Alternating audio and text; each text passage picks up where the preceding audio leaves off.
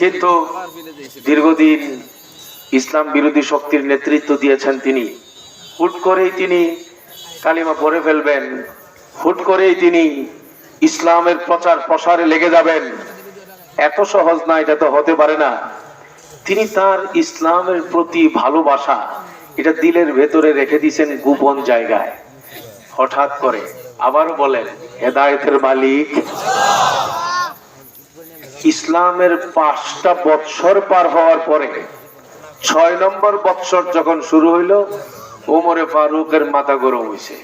কি খবর? সর্বনাশ, আমার হাত পা ভেঙে গেছে। আমার এই মক্কার জমিনে এই নবী এইভাবে আগাবে, বীর তরফে আগাবে। আমার সহযোদ্ধা মক্কার সিংহ পুরুষ যাকে মনে করা হয়, হামজা মুসলমান হয়ে গেছে। এই খবর যখন ওমরের কাছে আসছে, ওনার আর মাথা ঠিক নাই। না, এই নবী তো তাইলে দেখা যাচ্ছে সেনাবাহিনী ভালোভাবেই তৈরি করতেছে। হামজার মতো সিংহ পুরুষ ইসলাম কবুল করে ফেলছে। এখন তো আর নবীকে স্বাভাবিকভাবে ছেড়ে দেওয়া যাবে না, অল্পতে ছেড়ে দেওয়া যাবে না। এখন আমাকে সিদ্ধান্ত নিতে হবে, হয়তো এসপার নয়তো উসপার। সিদ্ধান্ত নিল, তরবারি হাতে নিল, তরবারি সিদ্ধান্ত নিল এই তরবারি দিয়ে নবীকে দুনিয়া থেকে উধাও করে দেবে, খতম করে দেবে। এই নবী যেন আর আল্লাহর কথা বলতে না পারে। আমি আপনাদেরকে বলি, সারা দুনিয়ার কোন অস্ত্র দিয়া নবীকে খতম করা যাবে আল্লাহ যদি হেফাজত করেন? কথা বলে না, করা যাবে আল্লাহ যদি হেফাজত করেন? বলেন হেফাজতের মালিক কে? আল্লাহ নবীকে বলে দিছে আগাম বার্তা, আল্লাহু ইয়াসিমুকা মিনান নাস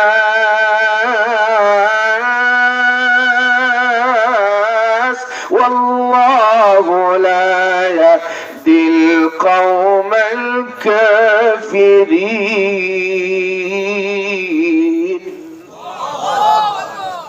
আল্লাহ তাআলা বলছেন ওয়াল্লাহু ইয়াসিমুকা মিনান নাস। নবী, আপনি ইসলামের খেদমত করে যান, কোরআনের কথা আপনি বলে যান, কোরআনের তিলাওয়াত আপনি করে যান, আল্লাহর কথা আপনি বলে যান, জান্নাতের কথা আপনি শোনাইতে থাকেন, কুফরি মতবাদের অসারতার কথা আপনি শোনায় যান। আমি আল্লাহ আপনাকে অভয় দিলাম, পৃথিবীর কোন মানুষ আপনাকে ধ্বংস করবে, ক্ষতি করবে, সেটা কারো পক্ষে সম্ভব হবে না। আমি আল্লাহ আপনাকে হেফাজত করব। সুবহানাল্লাহ কান ওয়াল্লাহু ইয়াসিমুকা মিনান নাস। বলছিলাম যে কথা, ওমরে ফারুক খুব ক্ষিপ্ত হইল।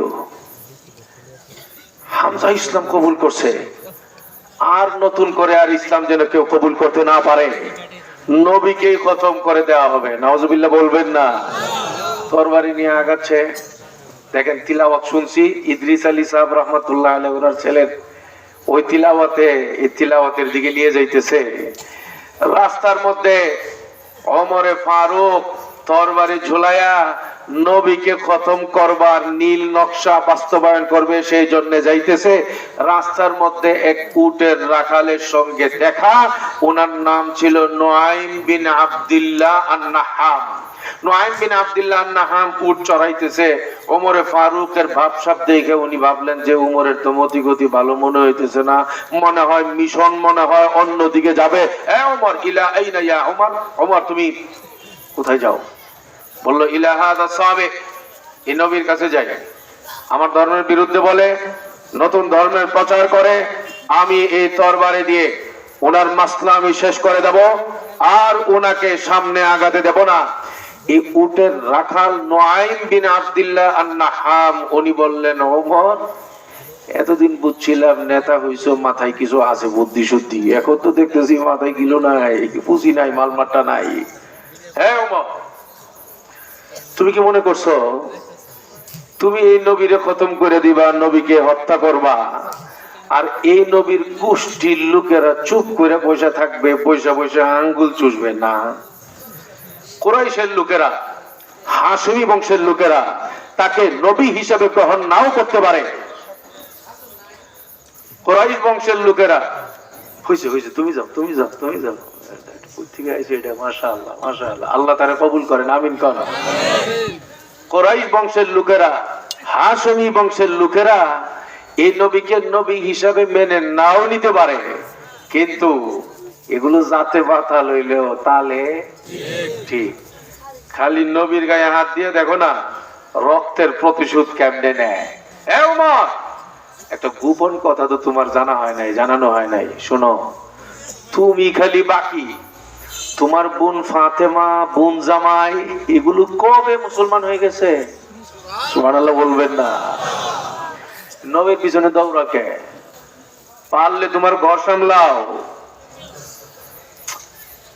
ওমর কই একদম বাস্তব, যাও গিয়া দেখো আসলে নুআইম বিন আব্দুল্লাহ উনিও আগে তলে তলে মুসলমান ছিলেন, মায়ের ডরে প্রকাশ করেন নাকি। তাই নাকি? বলে হ্যাঁ। গেছে বোনের বাড়ির দিকে, ফাতেমা আপন বোন, ওমরে ফারুক এর বোন ফাতেমা। ফাতেমার ঘরের ভেতরে উনি ঢুকবেন, ওমরের পায়ের শব্দ শুনে ঘরের ভেতরে ছিল তিনজন, ফাতেমা এবং তার স্বামী, আর এই দুইজনকে তখন কোরআন পড়াচ্ছিলেন কারি সাহেব, নবীর কলিজার টুকরা সাহাবী খাব্বাব রাদিয়াল্লাহু আনহু। হযরত ওমর ফারুকের পায়ের শব্দ শুনে বোন জামাই ঘরে আছে, কিন্তু হুজুরে দিছে দৌড়।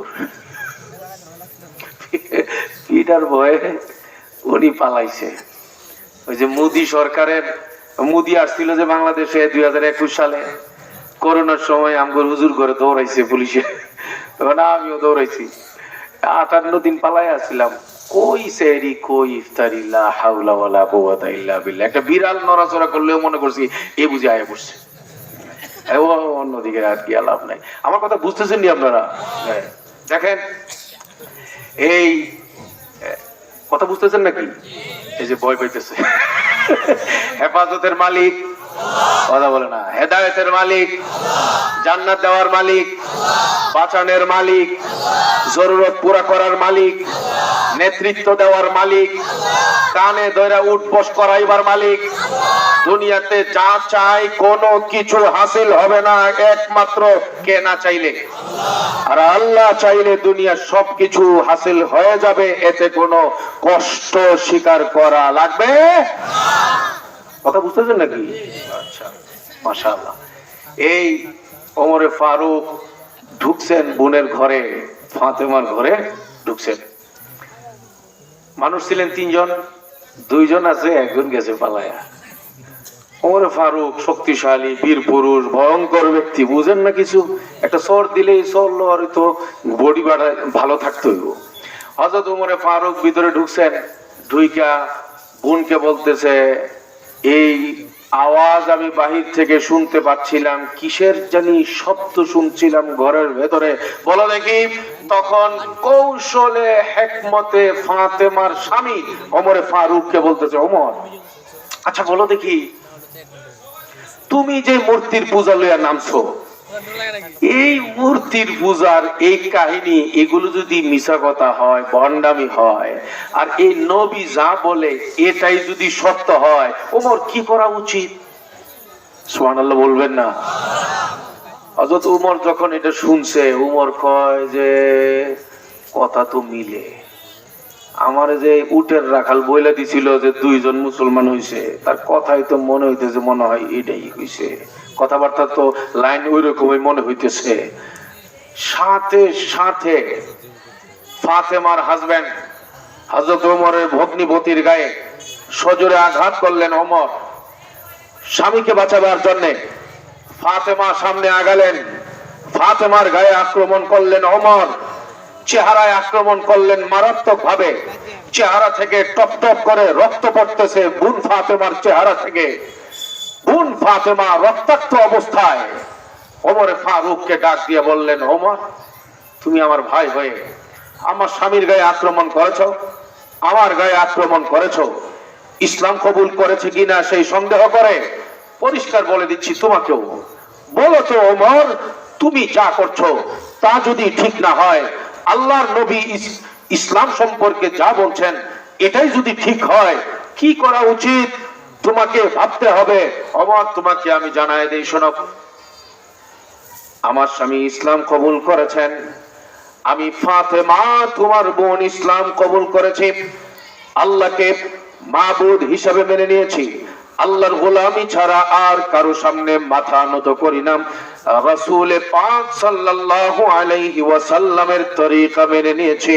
ওমর, তুমি আক্রমণ করেছো আমার স্বামীর গায়ে, আক্রমণ করেছো আমার চেহারায়, আমার গায়ে, তোমার হাতের তরবারি দিয়ে আমাকে যদি শহীদ করে দাও আমি শহীদ হতে রাজি আছি, কিন্তু মুহাম্মাদুর রাসূলুল্লাহকে ছাড়তে রাজি নাই। এটাকে বলে ইসলামী চেতনা, ঠিক কিনা? এটাকে বলে ইসলামী চেতনা। জীবন চাইতে পারে, ইসলাম বিক্রি করতে পারবো না। জীবন চাইতে পারে, ইসলামের গায়ে কেউ আঘাত করবে, মেনে নিতে পারবো না। আজকে সেই ইসলাম, সেই চেতনা আমাদের এলাকায় খুব কম পাওয়া যায়। কাদিয়ানীরা আসতেছে, আমাদের ঈমান কিনে ফেলতেছে, হিজবুত তাওহীদ আসতেছে, আমাদের ঈমানে আঘাত করতেছে, নাস্তিক মুরতাদরা আসতেছে, আমাদেরকে টাকা পয়সার বিনিময়ে আমাদের ঈমান খরিদ করে ফেলতেছে। ও ভাই, সাহাবাদের সেই ঈমানি চেতনা মির্জাপুরে নতুন করে জাগাতে হবে। আজকের এখানে সিদ্ধান্ত নিতে হবে, আল্লাহর হুকুমের বাইরে, নবীর হাদিসের বাইরে, নবীর তরিকার বাইরে নতুন করে কাদিয়ানী ফিতনার কথা যারা বলবে, গোলাম আহমদ কাদিয়ানীও আমাদের নবীর পরে আরেকজন নবী, এই কুফরি কথা যে ব্যক্তি বলবে তার প্রতিবাদের জন্য আর কোন হুজুর দরকার নাই। সবাই নিজে পায়ের থেকে জুতা খুইলে প্রথমে তার গালে শুরু করে দেব ইনশাআল্লাহ। ঈমান বাঁচাবার জন্য, ঈমান বাঁচাবার জন্য প্রত্যেকে সিদ্ধান্ত নিতে হবে। আপনি আওয়ামী লীগ করেন, আপনি ধানের শীষ করেন, আপনি লাঙ্গল করেন, আপনি যে কোনো দল করেন, সেটা আপনার ব্যাপার, কিন্তু কাদিয়ানী হয়ে কবরে গেলে কিন্তু মায়ের থেকে বাঁচার কোনো রাস্তা নাই। কথা বলেন ঠিক কিনা? ঈমান নিয়ে যেতে হবে কবরে।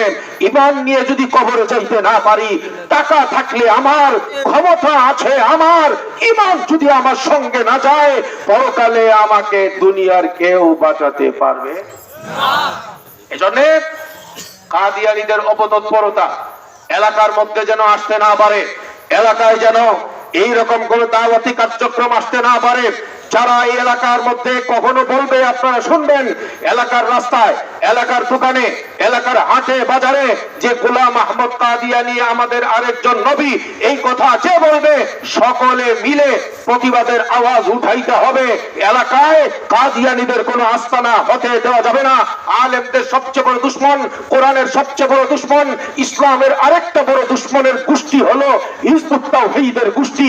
এদেশের জাতি, আমাদের এই দেশের যারা যুব সমাজ, নারী সমাজ, তাদের আকীদা নষ্ট করবার জন্য, তাদের চরিত্র নষ্ট করবার জন্য, পর্দা থেকে তাদেরকে দূরে সরাবার জন্য, হাবিবে পাকের সুন্নাত থেকে দূরে সরাবার জন্য, ইসলাম থেকে দূরে সরাবার জন্য ইহুদিদের এজেন্ডা বাস্তবায়ন করবার এক নীল নকশা নিয়ে ময়দানে নেমেছে হিজবুত তাওহীদের সেলিম এবং তাদের দূষরেরা।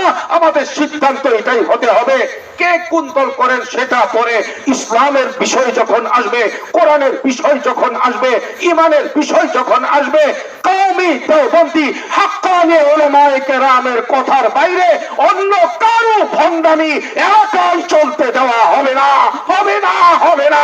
এইরকম সিদ্ধান্ত আমাদের নিতে হবে।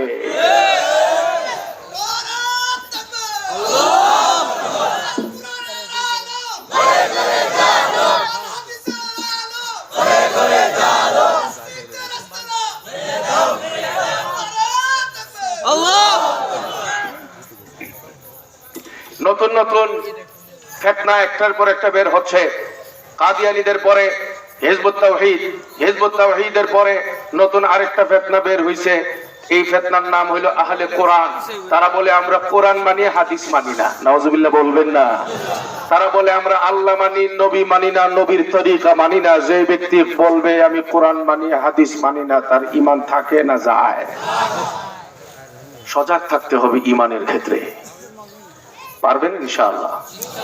বলছিলাম যে কথা, ও ভাই, ওমরে ফারুক বোনের ঘরে গেলেন, মনে আসেনি কথা?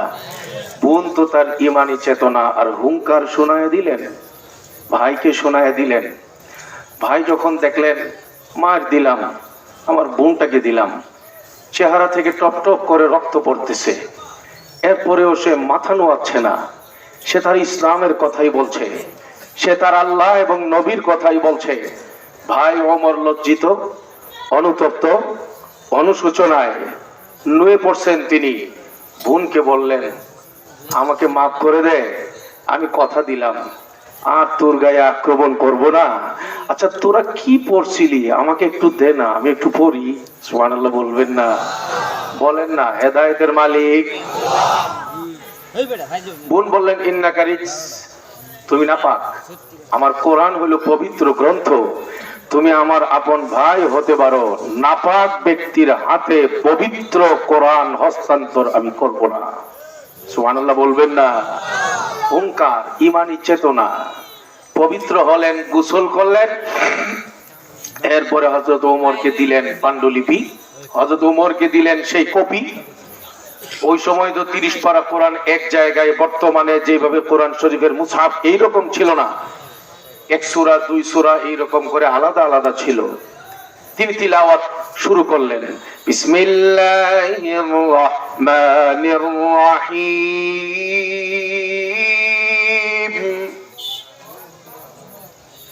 তাহা মা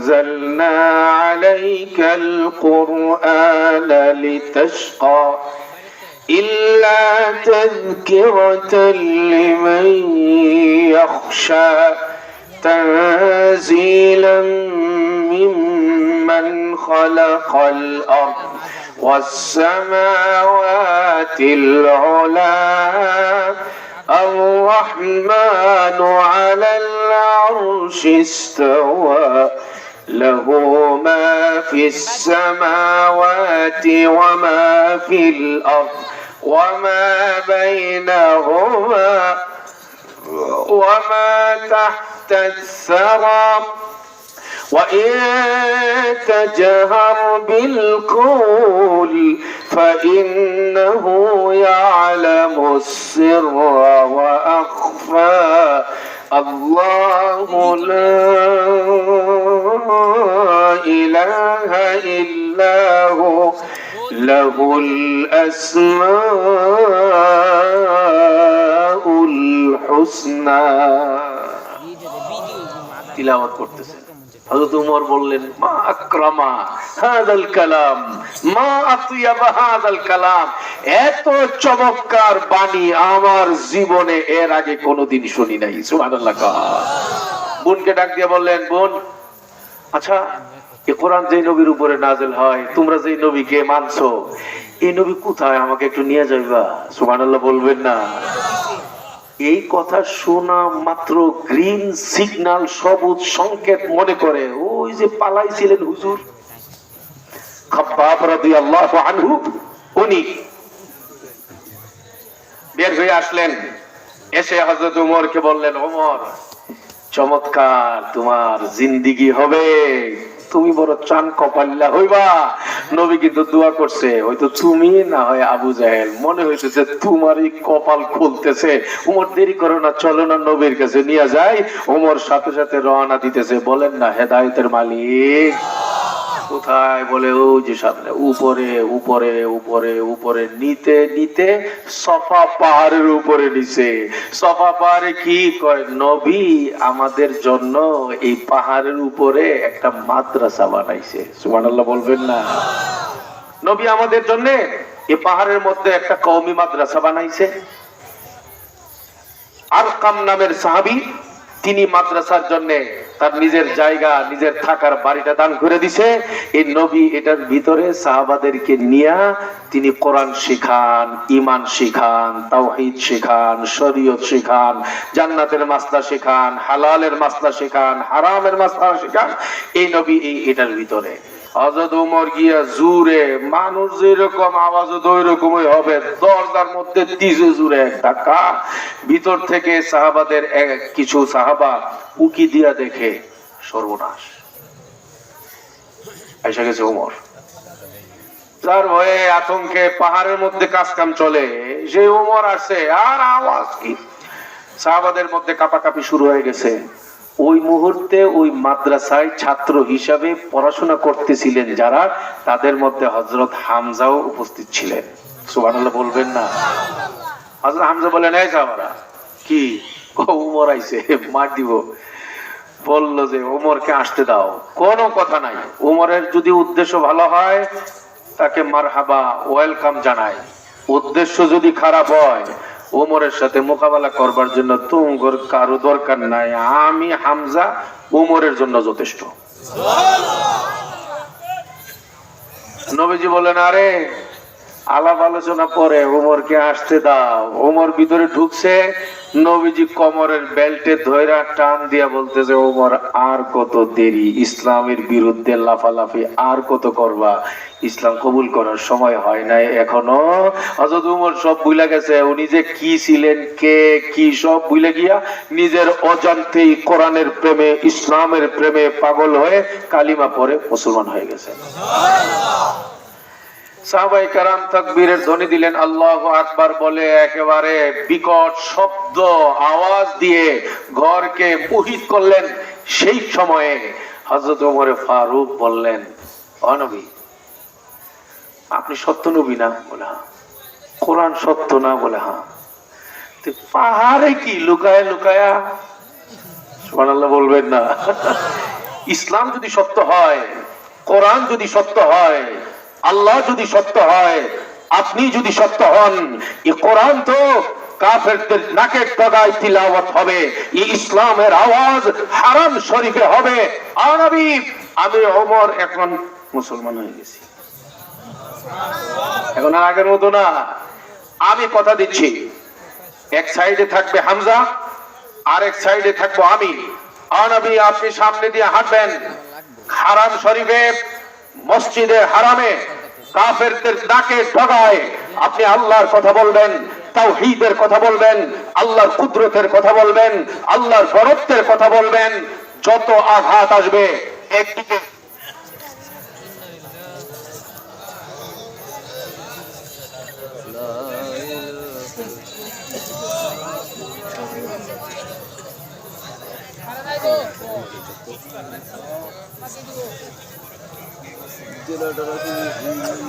সাউন্ড ভালো হয়েছে বলছি না।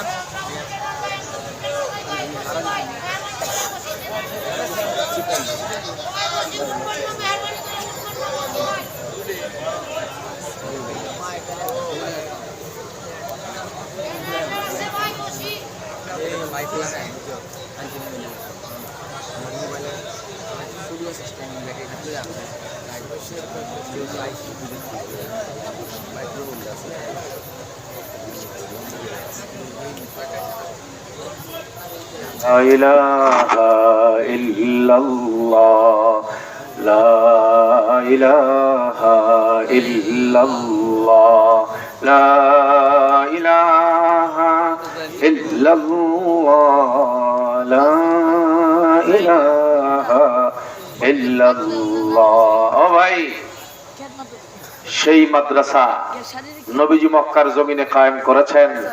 সাহাবারা মাদ্রাসার জন্য নিজের বাড়িটা পর্যন্ত দান করে দিছে। আমি আর কিছু পারি আর না পারি, 10টা মিনিট সময় যদি মাদ্রাসার মাঠে বসে আল্লাহর দ্বীন শেখবার জন্য দিতে না পারি, তাইলে আমি যে কত বড় কপাল পুরো কিয়ামতের ময়দানে হয়ে দাঁড়াইতে হবে। এজন্য ভাই একটু বসেন, কথা শুনেন। আজকে বয়ান শুনবেন আমার পরে আমাদের মুরব্বী শাইখুল হাদিস, আমাদের পীরে কামেল, আমাদের মুর্শিদ হযরত ইমদাদুল্লাহ সাহেব হুজুর দামাত বারাকাতুহুম আসবেন। রুহানি খোরাক হবে হযরতের কথায়। এজন্য তাড়াহুড়া না করা, একবারে আখেরি মুনাজাত পর্যন্ত বসবেন ইনশাআল্লাহ। পারবেন ইনশাআল্লাহ? এই নবী মক্কার জমিনে পর্যন্ত যদি বয়ান ভালো করে শুনে থাকেন, মক্কার জমিনে এই নবী মৌলিক যে দায়িত্বগুলো পালন করেছেন, মৌলিক যে কাজগুলো করেছেন, এর মধ্যে একটা বড় কাজ করেছিলেন। পাহাড়ে একটি কওমি মাদ্রাসা তিনি কায়েম করেছেন। এই নবী ইসলাম শেখাবার জন্য মাদ্রাসার প্রয়োজন, কোরআন শেখাবার জন্য মাদ্রাসার প্রয়োজন হবে, শরীয়ত শেখাবার জন্য মাদ্রাসার প্রয়োজন হবে, দ্বীন শেখাবার জন্য মাদ্রাসার প্রয়োজন হবে। সেই জন্য উম্মতের সামনে নবীজি ইসলামের প্রথম যুগেই এই নজির স্থাপন করেছেন। তোমরা যদি কোরআন শিখতে চাও, দ্বীন শিখতে চাও, আত্মশুদ্ধির মেহনত জানতে চাও, আল্লাহর ওলি আর দুস্থদের কাতারে শামিল হতে চাও, তাহলে তোমাদের এলাকায় এলাকায় মাদ্রাসা বানাতে হবে। নবীজি ইসলামের প্রথম যুগেই মাদ্রাসা কায়েম করে আমাদেরকে বুঝায় দিলেন। এই নবী ওই মাদ্রাসার মধ্যে উনি কি করতেন, আল্লাহ তাআলা তার মৌলিক কথাগুলো জানায় দিয়েছেন।